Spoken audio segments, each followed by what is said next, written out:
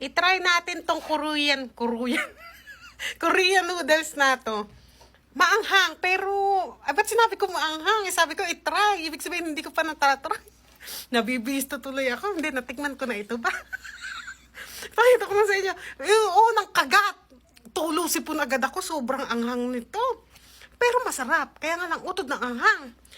Pagka kain ko, ay nako, talagang tulo. Sisingot-singot ako.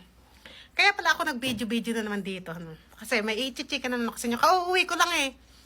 Naglibot-libot kami. Andai ko na-meet ng mga Pinay. Meron kasi lang Christmas party at anniversary, sabay. Andaing mga Pinay doon, mga taga-embassy. Basta, ang saya-saya. Tapos, iminate ko rin si Kay Toretto. Kilala niyo si Kay Toretto? Kain muna tayo. Ang sikat na vlogger din dito, na na nililibot ang buong Pakistan. Nag-meet din kami. Kain. Tapos ngayon, ang sarap. Nasarap. Magkano ito? Amar! Magkano to? How much? Hindi ako narinig. Ano daw po? 14, 1.5? Yes. Ang mahal pala eh. Beef kasi ito. Kaya 1.5. Pag chicken, mas cheap siya. Tapos ayan nga. Ito, tingnan nyo, beef. Ay, naku. Kaya pala eh, ang laki ng beef. Saka ang laki. Kaya sulit, pang 3 taon na to. Ang laki na. Tapos nagpapauwi na kami.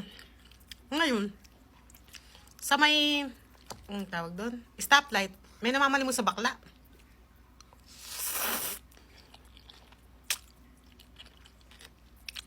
Ngayon, wala akong barya. Sabi ko, Mariam, bigyan mo yung namamalimos. Ala rin barya si Mariam. Pumaldo si Mariam sa Christmas party ng mga Pinay. Dahil naging pera ni Mariam. Ala rin daw siyang barya. Usman, bigyan mo, ala rin barya. Ngayon, ang buwisit ng namamalimos sa bakla na yung ipinalangin na ma-aksidente. Ito kami sabi, hindi lang namin nabigyan eh. Sado gigil ng bayaw ko kung hindi lang nag-green yung stoplight. Baka binaba eh. Sabi ko, hayaan mo na. Sabi sa akin tuloy ng bayo ko, kaya sa susunod babi, wag na tayo nagbibigay sa mga namamalimos.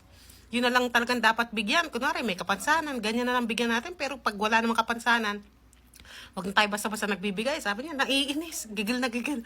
Tapos, minsan kasi delikado rin nagbibigay, sabi niya. Kasi, pag nagbigay kamisan, may nangyari sa kakilala niya, ganun. Pagbigay, pagbukas ng bintana ng sasakyan, tinutukan, minsan ganun, babi, may nagkakaganon. Kaya, hayaan na natin sila. Sabi niya, pinalangin ba naman na ma-aksidente kami kasi hindi namin nabigyan? Alangan, barya. Ako pa naman tuwa pag nakakita ng bakla na namamalimos. Basta tutuwa ako, gusto ko silang bigyan kasi nga naaawa rin ako. Kasi nga, mga bakla dito kadalasan, ganyan sila namamalimos. Hindi tulad sa atin, di ba, mga bakla, nasa salon, ganyan, madidiskarten, makeup artist. Dito kasi, hindi kasi pwede dito yun, yung bakla ka, makeup artist ka. Kasi, syempre, kahit sabihin mong bakla ka, sandali nga, nangangawit ako. Kahit sabihin mo kasing bakla ka, di ba, magagaling mag-ayos. Ay, makeup artist, sa buhok. Lalaki pa rin kasi yun. Di ba, dito, Muslim country, hindi pwedeng mag-makeup sa'yo, lalaki. I-straight ang buhok mo, lalaki. Kaya yung mga bakla rito, ano lang yung trabaho na pwede sa kanila. Meron din sa mall, ganyan. Pero meron pa rin kasing, syempre may discrimination pa rin. Tas yung pamilya kasi nung iba, pag nalaman bakla, itinatakwil, ganun. Kaya ayun, namamali-malimos na lang sila para buhayi sarili, ganun. Tinatakwil yan ng pamilya. Kaya naaawa ako pag may bakla. 100 ko nga bigyan yan eh. Samantalang yung iba, pag namamalimas, 10-10 lang ako, 50, ganyan.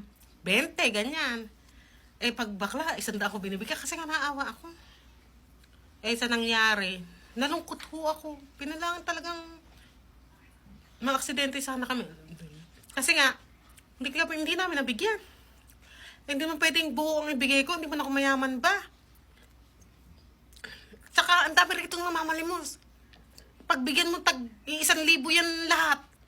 Ay, sa susunod, ako na mamamalimos nun. Sobrang tayo dito. Sunod-sunod dyan. Tuwa pa ako, no? Nung pabiyahe kami dito sa Islamabad, sa mga stopover, yung mga naglilinis ng salamin, tantuwa ako, hindi na nagsasabi minsan, kabud na lang bubuhusan ng tubig. Lilinisin. Stress, yung bayo ko sabi niya, aba, sabi niya, 5 beses na may naglilinis ng salamin ba? Ay, 5 beses, nakalilinis lang niya na. Sabi kasi agad. Ito, tuwa naman ako. Yan mo nakako. Kada hinto may nagsasaboy. Ganun. Minsan nga doble pa eh. Sinabuyan na, nilinis. So maya, hindi pa kami, pag balik namin sa sakin, meron na naman ibang magsasabo. Pero minsan yung iba nagsasabi naman, linisin. Hindi. Pero yung iba, kabud na lang pinipisikan, tapos linisin. Tuwa ako.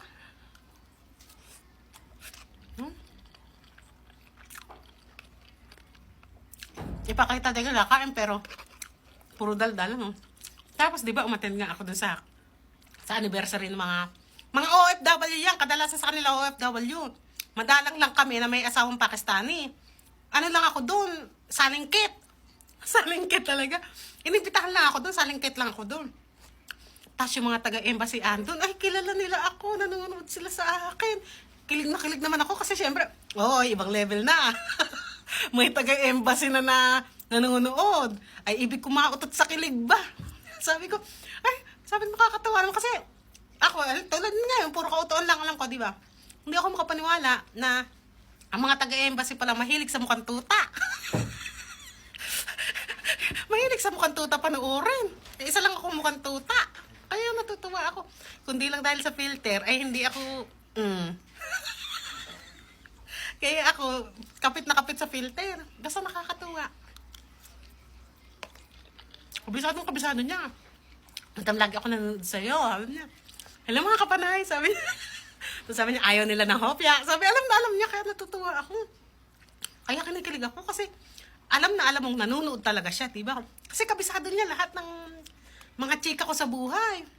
Ay, nakakatuwa talaga ganun yung alam mong sinusubaybayan ka, no, bawat upload mo. Yung parang kilala na nila yung pagkatao mo. Kasi, ganun, alam mo yun naman ako, lahat naman nangyayari sa buhay ko, kung nagkwento ko. Kaya, kung talaga nanonood ka, talagang wala kang mintis, malalaman mo ang talambuhay ko simula nung pagkadalaga. Kung nagkwento ko, simula pagkadalaga, di ba? Inaano ko na nga sa sarili ko, inaawat ko yun. Parang minsan nga gusto ko na rin ikwento simula pinanganak ako. Parang natatandaan na kung ano ang istorya ng kanyang nung pinanganak. Basta ayan, ang saya-saya ko today kasi ang dami nga na-meet.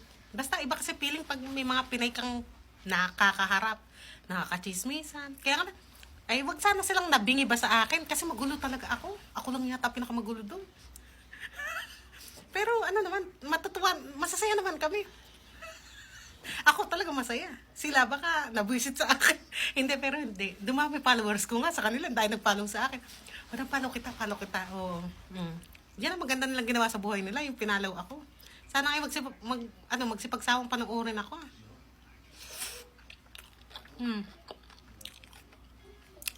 Ang daing sahog, oh. Parang alana. Nakatatlo na ako, yan. Hinahalo kay ubi ko, parang alana, o nagtatago lang. O inibabaw lang yata yung sahog, Ay, meron pa.